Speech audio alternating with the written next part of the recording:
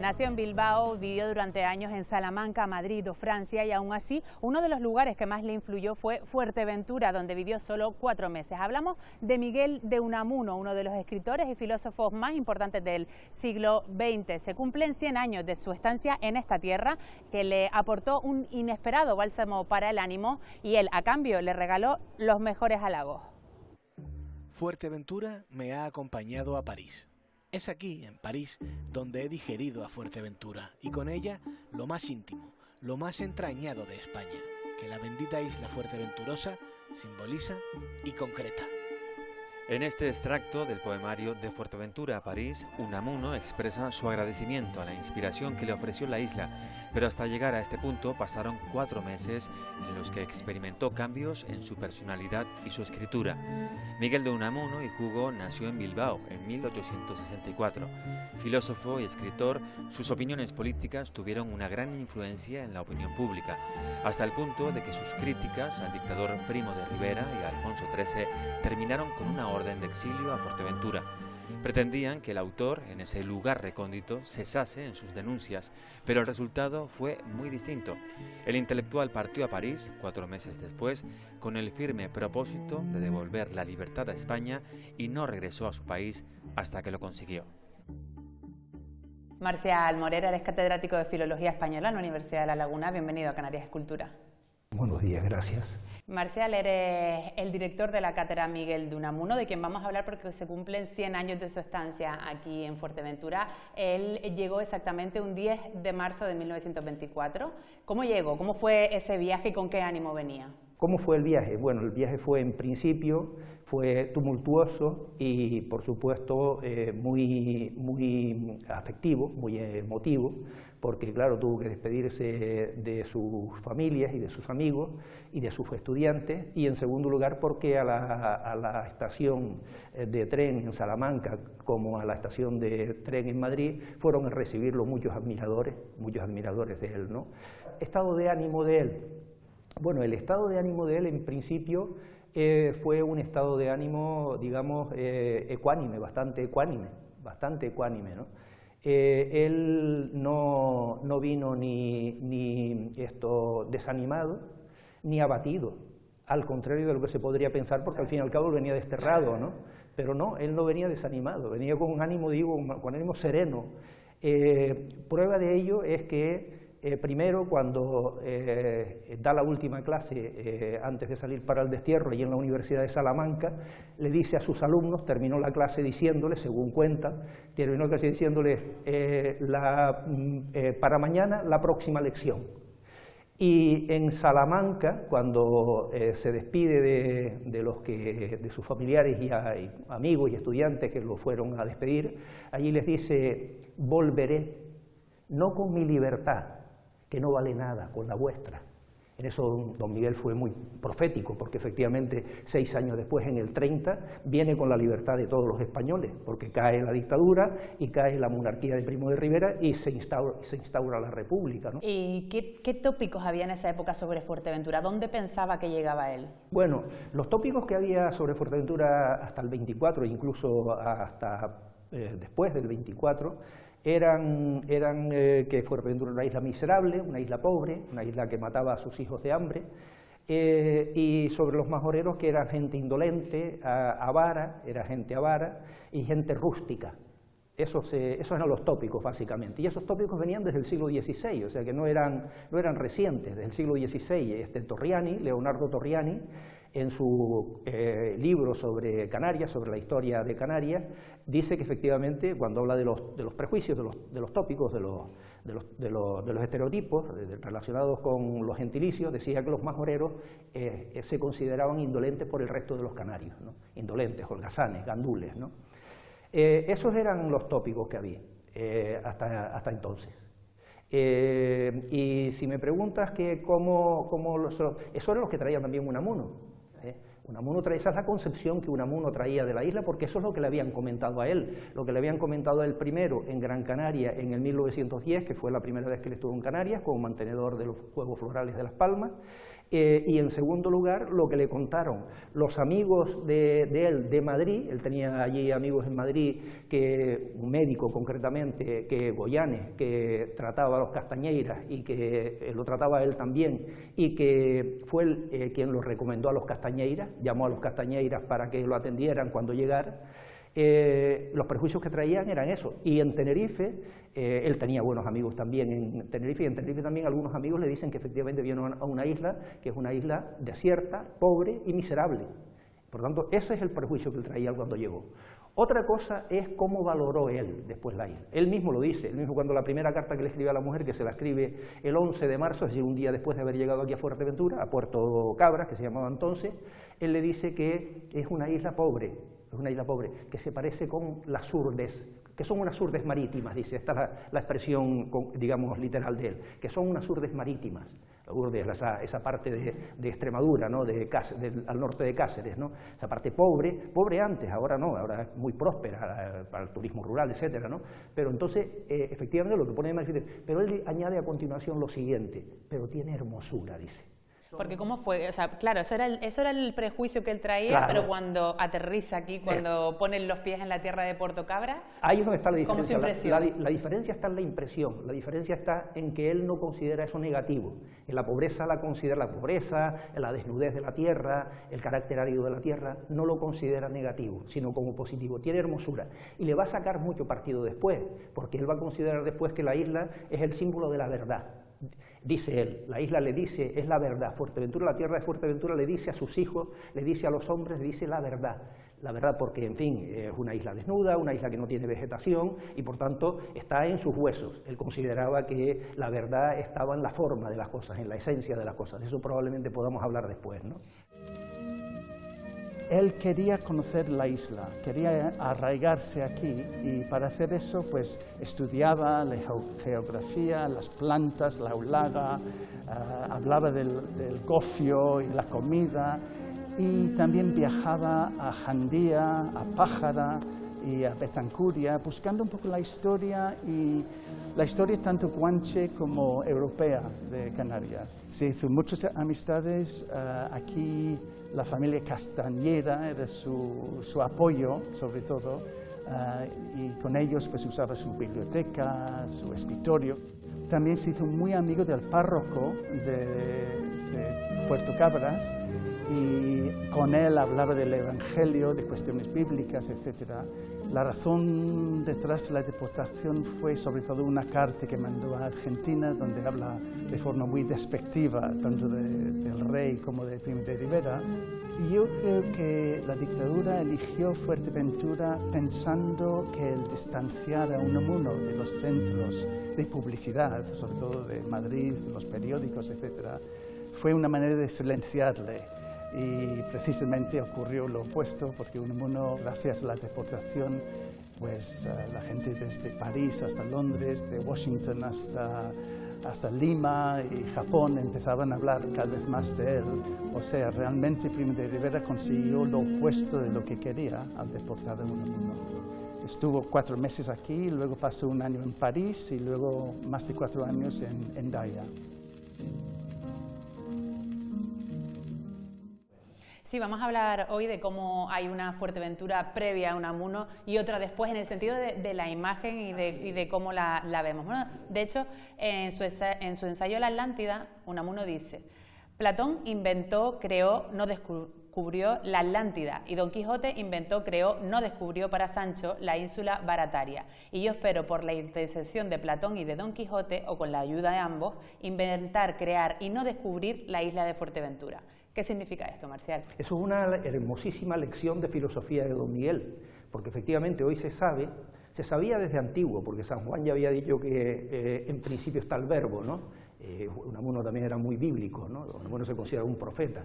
En principio está el verbo, decía San Juan, y después el verbo se hace carne, es decir, después surge la cosa. Primero está la palabra y después está la cosa, ¿no? Y eso lo sabía Don Miguel, y efectivamente eso es lo que aparece reflejado ahí. Lo que aparece reflejado ahí es que la realidad no existe de forma independiente, la realidad no está creada por Dios previamente o por la naturaleza, sino que la realidad la crean los hablantes, los poetas y también los hablantes normales con la lengua que hablan, ¿no? Eso se sabe hoy eso es una cosa conocida, lo sabía Don Miguel, lo que pone de manifiesto que don Miguel tenía una concepción bastante moderna de la cultura y de la filosofía, ¿no? Y efectivamente así es, él lo que hizo fue inventarse a Fuerteventura, pero lo mismo como Don Quijote se inventa la ínsula Barataria, no Cervantes, porque él considera que Don Quijote es más real que Cervantes, ¿no? Don Quijote inventa la ínsula Barataria para Sancho, donde manda Sancho de gobernador, ¿no? Y Platón se inventa la Atlántida, y él se va a inventar a Fuerteventura también. Pero ya digo que eso no quiere decir que eso sea distinto de lo que ha pasado con otras versiones de Fuerteventura o con otros estereotipos o visiones, digamos, de otras partes del mundo. Siempre es igual, siempre está primero, no hay realidad. El hombre, digamos, lo que tiene son sensaciones muy caóticas, los seres humanos, lo que tenemos son sensaciones muy caóticas de la realidad, pero no sabemos cómo es, y luego la única forma que tenemos de darle, digamos, orden, poner en orden esas sensaciones es con las palabras son las únicas que tienen orden. Eso lo sabemos hoy desde el punto de vista de la lengua, lo saben los filósofos idealistas, etcétera, ¿no? Palabras como guapa, fuerteventurosa, esas son las palabras que le dedicó Unamuno a esta tierra frente a miseria, árida. ¿Qué sensaciones le transmitió esta tierra a Miguel de Unamuno para que esas fueran sus palabras hacia Fuerteventura? Para él lo fundamental de Fuerteventura es que dice la verdad. Dice la verdad en todos sus aspectos, dice la verdad desde la tierra, dice la verdad porque no tiene follaje, no tiene historia, Canarias, Fuerteventura no tenía historia como la tiene, por ejemplo, la península, el Cicampeador, la Reconquista, etcétera, ¿no? Aquí no había historia. Y eso es muy importante porque la historia para él es una cosa negativa también, eso simplemente es ruido, ¿no? El ruido de los periódicos, el ruido de los políticos, etcétera, ¿no? No tenía historia, por tanto, dice la verdad. Eso en primer lugar. El hombre de Fuerteventura dice también la verdad, porque también es esencial. El hombre de Fuerteventura se alimenta de lo esencial, viste de forma esencial, vive en una vivienda esencial, etc. La flora de Fuerteventura es esencial, es la aulaga, la representante es la aulaga, que es la planta reducida a lo esencial, que es flor y fruto. En este caso flor solo, ¿no? La tabaiba, el tarajal, exactamente igual, ¿no? Respecto de la fauna de Fuerteventura, él eleva, digamos, a la categoría de representante de la fauna de Fuerteventura al camello, a la camella, ¿no? La camella, rubia allí, la ulaga ruda, dice, ¿no? La camella, que es un animal también esencial, muy útil, muy sobrio, digamos, en el beber, bebe cuando puede, ¿no? Etcétera.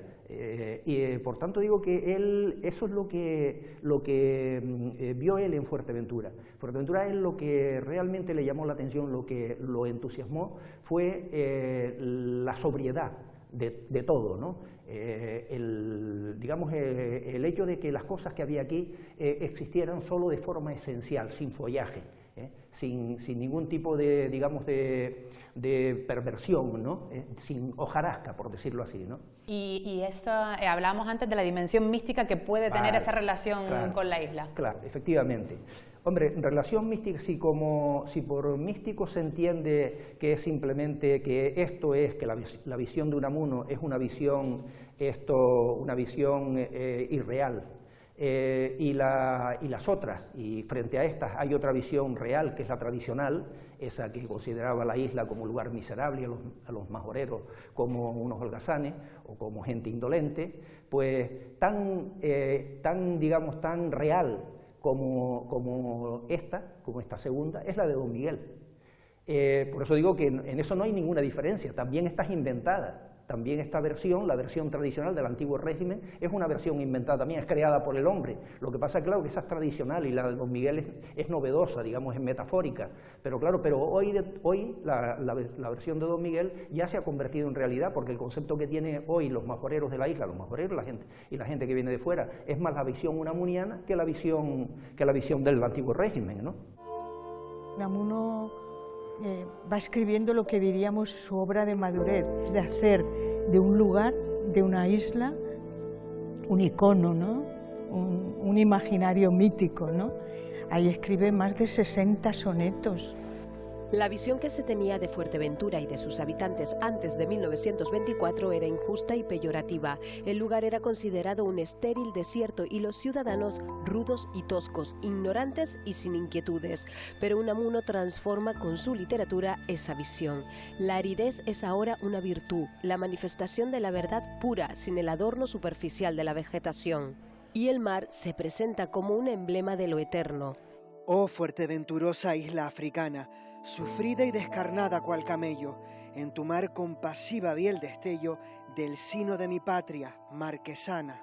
Encuentra un paisaje esquelético, un paisaje desértico. Si bien el paisaje de la isla en principio supone para él un choque, acaba pronto reconciliándose con ese paisaje, como una belleza desnuda.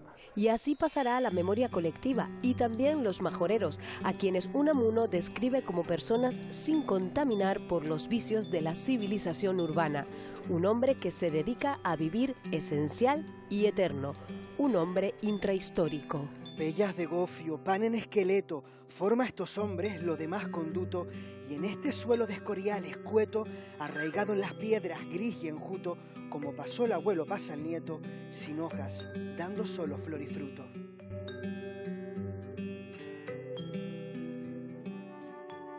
Unamuno también vuelve a lo esencial, se reduce él mismo también en sus costumbres, en su forma de vestir, en su forma de ocio en Fuerteventura, ¿no? Sí, efectivamente. Don Miguel aquí casi podríamos decir que se insulariza, se majoreriza, vamos a decirlo así, ¿no?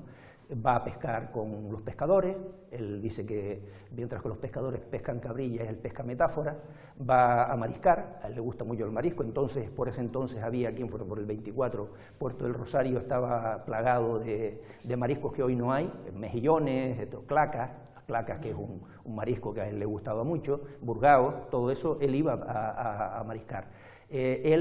Don Miguel aquí sufre con los majoreros cuando observa que las cabras y las ovejas se mueren de hambre, porque, en fin, en la época en que llegó fue un año seco, ¿no? Se alegra con los majoreros cuando caen 4 lluvias, cuando caen cuatro gotas de lluvia, se alegra con ellos, ¿no? Y don Miguel además se majoreriza tanto que incluso se aprende las palabras de los majoreros, se aprende palabras como majalulo, el camello joven, gelfo, el camello pequeño, claca, gofio, conduto, que es la porción de alimento que acompañaba tradicionalmente al gofio, ¿no? Para hacerlo pasar mejor, por eso conduto. Palabras como claotabaiba, todas esas palabras, tarajal, todas esas palabras son palabras majoreras del léxico tradicional de la fuche para el camello, de la isla de Fuerteventura. Incluso metaforiza con esas. A él, por ejemplo, a Primo de Rivera le llama majalulo, y al régimen de Primo de Rivera majalulato, ¿no? O sea que realmente él se majoreriza. Y cuando decimos que se majoreriza, lo que estamos diciendo es que suaviza el carácter. Digamos que se aplatana el carácter, por decirlo con un término tradicional, quiere decir que es un carácter, digamos, apacible, ¿no?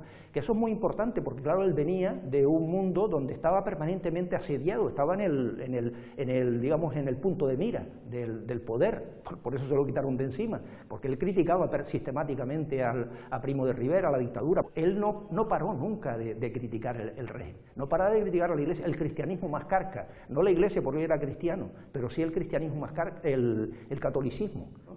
Por eso digo que era don Miguel era un hombre de armas tomar, ¿no? De armas tomar, que tal vez Fuerteventura, ese supuesto castigo, terminó siendo un retiro, un bálsamo para su alma. Pues sí, señor, hasta tal punto que yo creo que realmente la dictadura de Primo de Rivera empezó a decaer cuando desterró a Unamuno a Fuerteventura. Con el destierro de Unamuno empezó la decadencia de Primo de Rivera, porque realmente quien más contribuyó a la caída de la dictadura fue don Miguel. No desde aquí, desde Fuerteventura, porque él aquí practicó, digamos, poco el activismo político, pero sí en Francia. En Francia, desde luego, lo que hicieron allí fue montar todo un programa para cargarse la dictadura. Él escribía sistemáticamente en periódicos que se crearon allí, bueno, periódicos franceses como Le Quotidien, por ejemplo, pero en periódicos que se crearon allí también para atacar a la dictadura, con Blasco Ibáñez y con algunos otros, con el hermano mayor de Ortega y Gasset, Eduardo Ortega y Gasset, y con algún otro republicano, un periodista valenciano que se llamaba Carlos Esplá, ¿no? Y él escribía sistemáticamente en contra de la dictadura, y esos periódicos un periódico que se llamaba España con Honra, que sufragaba Blasco Ibáñez, que tenía dinero por lo visto, y otro periódico que se creó después, cuando cerraron que se llamaba Hojas Libres. Y él ahí escribía, pero unas arremetidas tremendas contra la dictadura que no quedaban en Francia, porque esos periódicos entraban en España, con dificultades, claro, porque tenían un férreo control por parte de la dictadura de Primo de Rivera, y sobre todo el general que se encargaba del orden público con Primo de Rivera, que era Martínez Anido, que él lo considera un asesino. Él tiene unos sonetos en el de Fuerteventura, París, en contra de él, y artículos donde cita al Martínez Anido, al general Martínez Anido, ¿no? Ustedes los intelectuales me hacen mucha gracia, siempre intentando cambiar el mundo.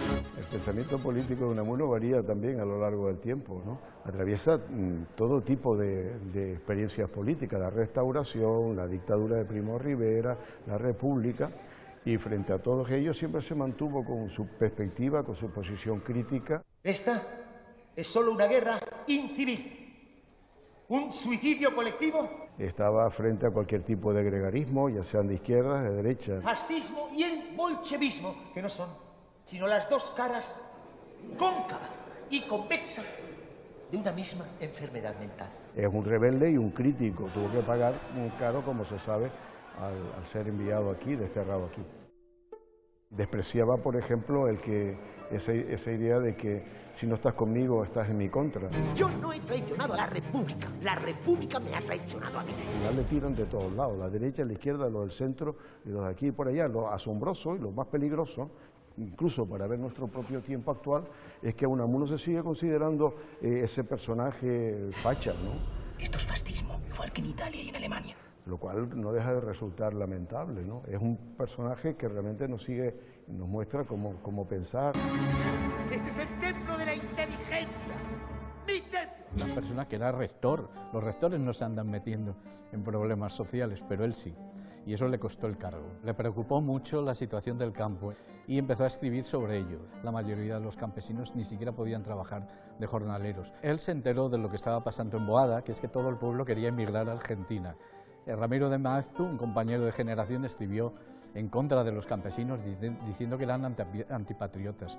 Él se enfadó, se fue al pueblo y habló con la gente. O sea, que fue Unamuno el que hizo que ese caso particular de un pequeño pueblo de Salamanca pues se convirtiera en una cuestión nacional. Venceréis porque tenéis fuerza bruta de sobra, pero no convenceréis, porque para convencer hay que persuadir. Es una frase que él resume con 72 años, pero que con 22 años ya la deja por escrito. Él no fue premio Nobel de literatura porque los nazis se opusieron. Entonces fíjate si fue un azote de Primo de Rivera o un azote de Alfonso XIII. Tenía miedo a no encontrar o a no defender la verdad.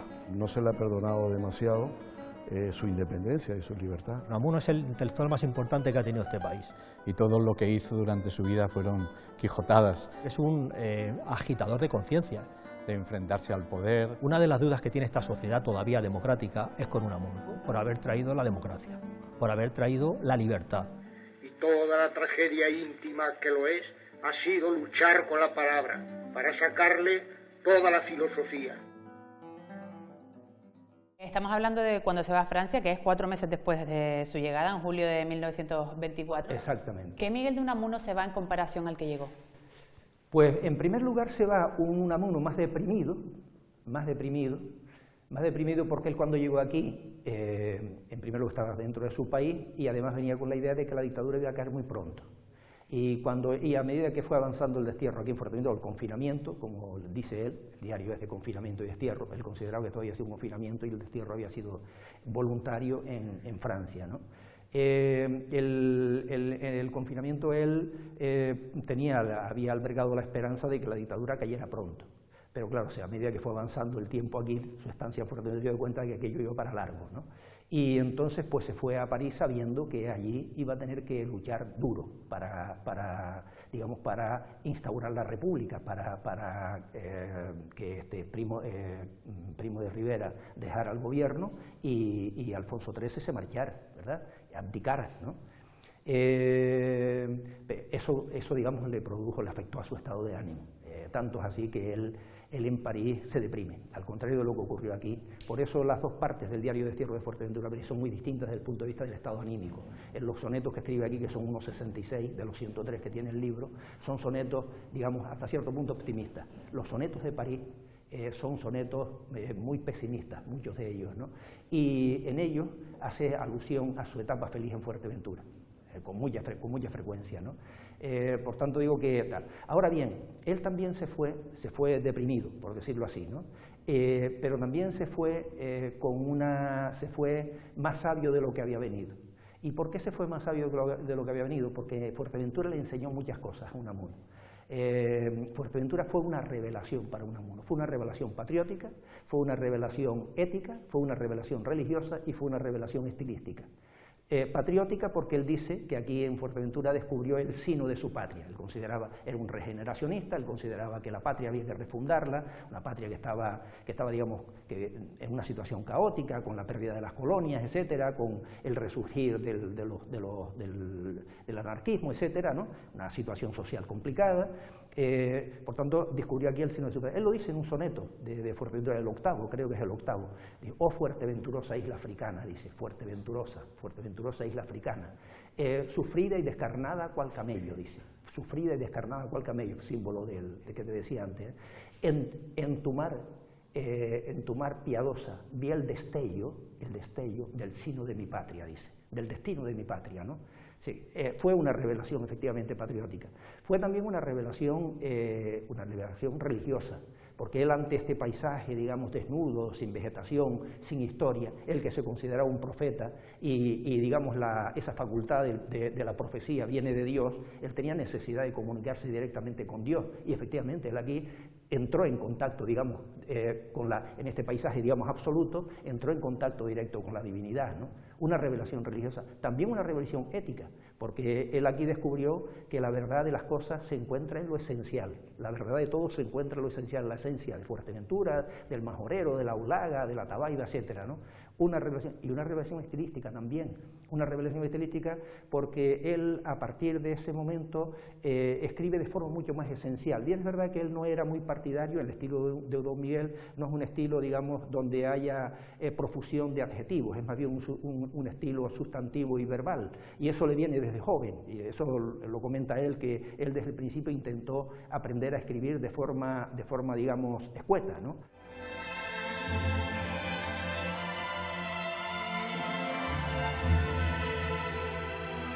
El hecho de llegar desterrado, eso sale en toda la prensa. Es la primera vez, yo creo, que el nombre de Fuerteventura sale en toda la prensa mundial.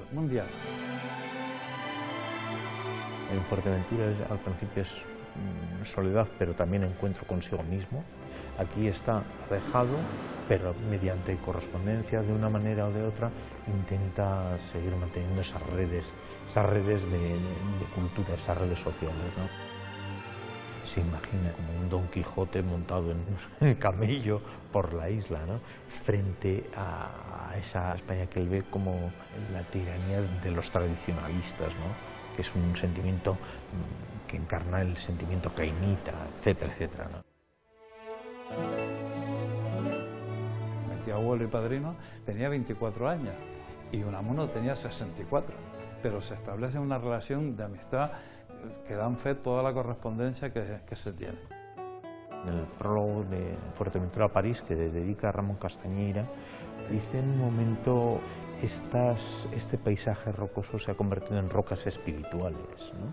Yo creo que aquí encuentra refugio, ¿no? Un refugio místico, encuentra un nuevo mar. Claro, era vasco, entonces el mar para él es mucho, ¿no?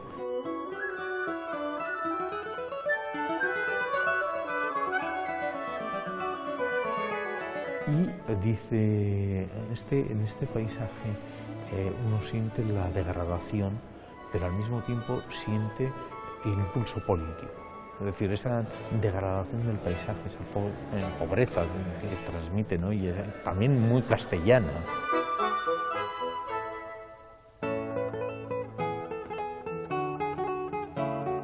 De repente le sirve de impulso político para escribir esa parte de ese libro que es muy dura, ¿no? De poesía civil y poesía política, que si hoy en día se hiciera algo así, evidentemente estaba desterrado, no estaba en la cárcel.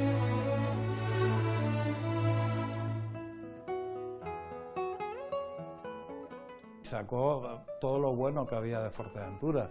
De la isla dijo que era un tesoro de salud y de nobleza, que no había nunca dormido mejor que había dormido aquí. O sea, habló del estilo, que decía Fuerteventura tiene estilo.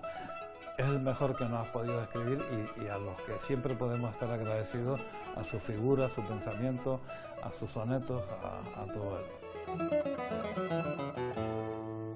Se lleva de aquí una nueva forma de ver el mundo, de ver la escritura. Su personalidad también cambió y también se llevan muy buenos amigos. ¿Mantuvo esa relación una vez que se va de aquí? Sí, sí, él siguió escribiendo. En primer lugar, digo, el Fuerteventura lo marcó tanto que todos los sonetos esos de París están nostálgicos de Fuerteventura. Muestra él su nostalgia de Fuerteventura, ¿no? Y después él siguió escribiéndoles a los amigos de él, a Castañeira fundamentalmente, y al cura de Puerto del Rosario, un tal Víctor San Martín, con el que él tenía mucha relación. Hay fotografías incluso en la que está paseando con el cura aquí por la plaza de la iglesia, que tenemos enfrente, está ahí efectivamente, ¿no? Y les escribía cartas, es verdad que de tarde en tarde, no todos los días, porque en fin, verdaderamente la vida de don Miguel en París fue una vida frenética realmente, ¿no? Las reuniones con escritores, con periodistas, con la tertulia que tenían en París, en la Rotonde, en una cafetería allí del centro de París, donde se reunían todos los republicanos para conspirar contra Primo de Rivera y a lo que Primo de Rivera llamaba el Comité Revolucionario de París, decía Primo de Rivera, ¿no? Claro, eso le llevaba mucho tiempo, ¿no? Y luego cuando fue a Hendaya, pues la vida fue más tranquila, porque él se marchó en el 25, se marchó a Hendaya, donde estuvo el resto del tiempo del destierro, hasta el 30, hasta que cayó la dictadura de Primo de Rivera, y ahí, bueno, la vida fue un poco más sosegada. Pero realmente, claro, cuando tenía tiempo le escribía. Conservamos cartas de Unamuno a Castañeira, a Ramón Castañeira, y también de algunas que le escribió a Víctor San Martín, al cura. Y tan se acordaba que cuando uno de los primeros telegramas que envía él a España, cuando regresa a España después del destierro, por Hendaya, uno de los primeros telegramas se lo envía a Ramón Castañeira, para decirle que el destierro había terminado y que volvía gozoso a casa, ¿no? Claro, te lo preguntaba porque estamos hablando de un hombre que claramente se enamoró de esta isla, que tuvo aquí cambios radicales incluso en su personalidad y en su vida, que además queda por escrito, no es que sea una impresión o solo un testimonio de las personas que...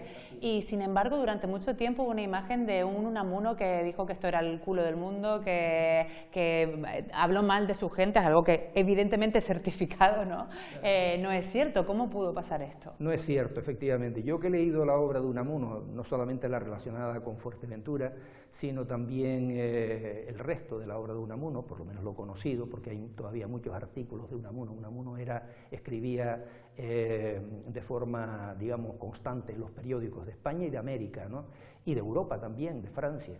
Yo he leído todo lo que se conoce de Unamuno. No he visto nunca, no vi nunca ninguna alusión negativa a Fuerteventura y a las cosas de Fuerteventura.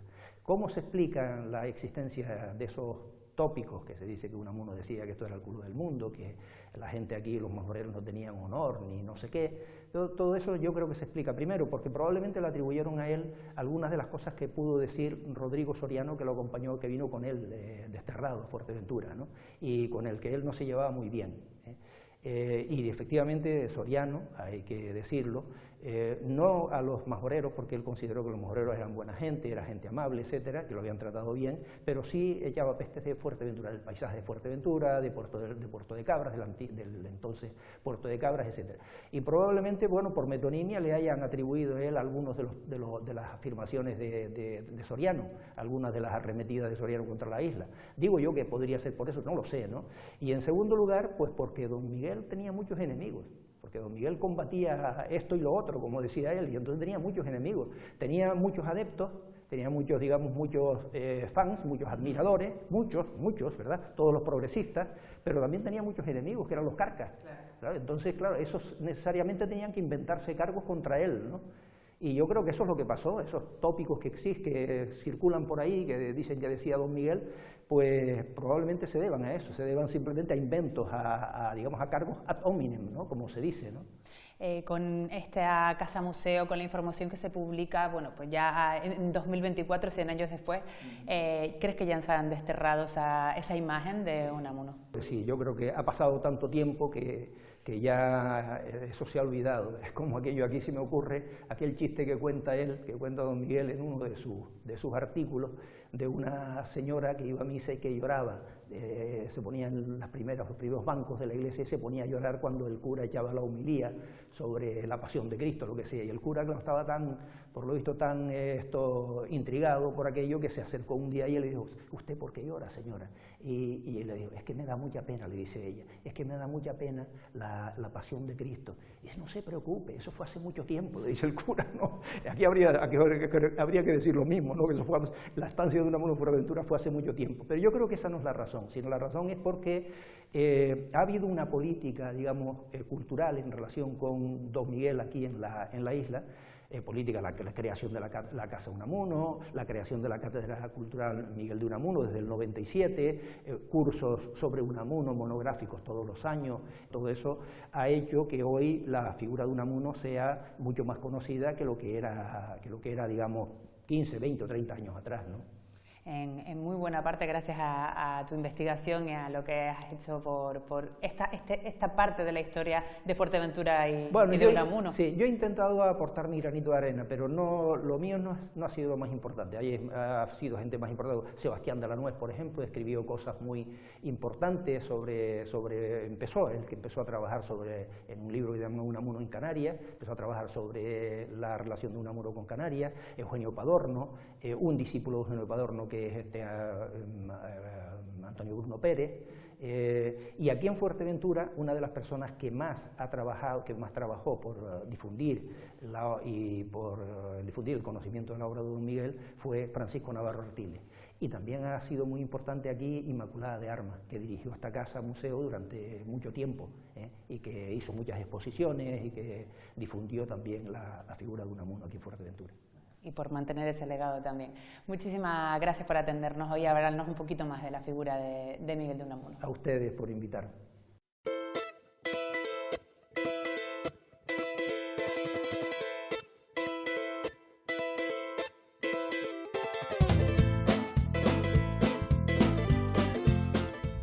Majorero, natural de la isla de Fuerteventura.